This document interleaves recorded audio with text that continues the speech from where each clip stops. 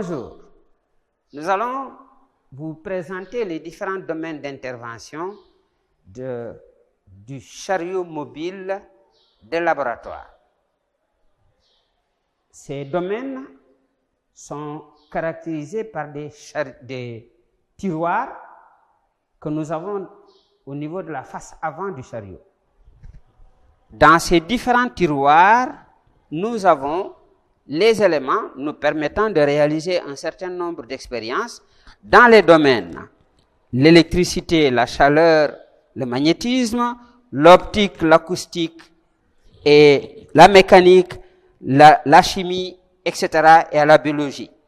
Donc si nous regardons dans le premier tiroir, ce tiroir c'est l'électricité, le magnétisme et la calorimétrie. Là nous pouvons voir comme on peut le constater, des aimants. Un aimant nu, des aimants droits, ici, mais également des plexiglas permettant de présenter les lignes de champ, et également des circuits, des bobines que nous pouvons alimenter pour présenter les lignes de champ de circuits. Il y a également ici des multimètres, des fils de connexion, des interrupteurs et des lampes, des supports de lampes, etc.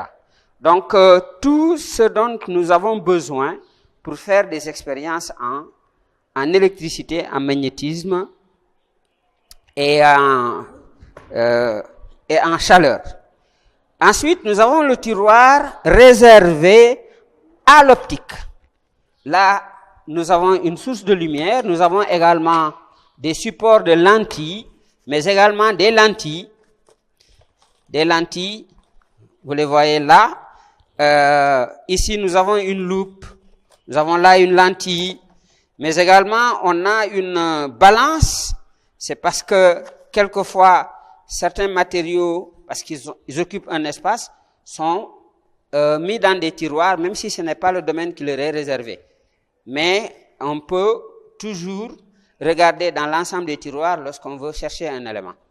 Alors, vous avez donc tout ce qui concerne l'optique dans ce tiroir-là. Le tiroir suivant, vous avez la mécanique, et ici, vous avez le banc optique. Ce banc optique, il n'est pas dans le tiroir de l'optique, mais il est dans le tiroir de la mécanique, parce que là, il y a un peu plus de place réservée. Vous avez des dynamomètres, vous avez des masses marquées. Également, vous avez un décamètre pour pouvoir mesurer certaines distances et tout ce qu'il faut pour faire des expériences en mécanique. Dans le tiroir suivant, c'est le tiroir réservé à la chimie et à la verrerie de la chimie. Vous avez tout ce qui est verrerie, de l'entonnoir à l'Erlenmeyer, au Becher, au fiel jaugé, etc. Et nous avons un matériel très utile en classe de seconde, c'est le tube réfrigérant. Ici, nous avons un tube à reflux, mais également nous avons des pipettes, nous avons des thermomètres également pour pouvoir mesurer les températures, et etc. Donc il y a des ballons également, et là vous avez une propipette pour pouvoir faire du pipetage. Là nous avons des béchers de différentes tailles. Nous allons passer au compartiment suivant. Le compartiment suivant, c'est la biologie. Et là, comme vous pouvez le constater, vous avez une trousse à outils pour pouvoir disséquer, trousse à disséquer également. Et là, vous avez, dans ce compartiment, vous avez les modèles moléculaires que l'on peut utiliser en chimie.